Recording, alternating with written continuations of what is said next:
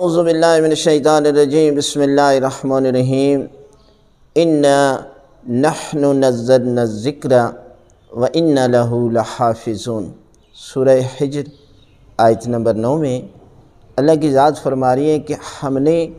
قرآن کو نازل کیا اور ہم ہی اس کی حفاظت کرنے والے ہیں۔ ایک اہم پیغام دے رہے ہیں کہ ان دنوں وسیم رضوی نامی شخص نے یہ کہا کہ قرآن مجید میں 26 آیات کا اضافہ کیا گیا ہے۔ اگر کوئی کہتا ہے کہ 26 آیات کا اضافہ کیا گیا ہے یا قرآن مجید 40 پاروں کا ہے، جس طرح لوگ کہتے ہیں کہ شیعہ کا قرآن مجید جو ہے وہ 40 پاروں کا ہے، تو یہ قرآن مجید کی توہین ہے اور ایسا کرنے والا مجرم ہے اللہ اور اللہ کے رسول کے نزدیک۔ اور مطابق فتویٰ حضرت امام خمینی رحمۃ اللہ علیہ کے مطابق ایسا شخص مرتد ہے اور دائرہ اسلام سے خارج ہے، اور یہ اس کا تعلق نہ شیعہ کے ساتھ ہے نہ سنی کے ساتھ ہے۔ ایسے لوگ ہر دور میں پیدا ہوتے رہے ہیں کہ جو شیعہ سنی کے درمیان اختلافات پیدا کرتے ہیں اور فرقہ واریت کو ہوا دیتے ہیں، جیسے کہ سلیمان رشدی نے ایسے کام کیے کہ جو مسلمانوں کے درمیان فرقہ واریت کو ہوا دی جائے۔ تو ایسے لوگوں کا تعلق جو ہے وہ کسی فرقے کے ساتھ نہیں ہے، بلکہ سنی شیعہ آپس میں پیار اور محبت سے رہ رہے ہیں اور ان کے درمیان وحدت ہے،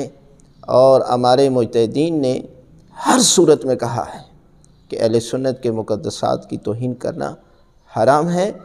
اور بقول آیت العظمیٰ سید علی حسین سستانی صاحب فرماتے ہیں کہ سنی ہماری جان ہے، اس لیے جو یہ ایسا کرتا ہے چاہے اہل سنت سے ہو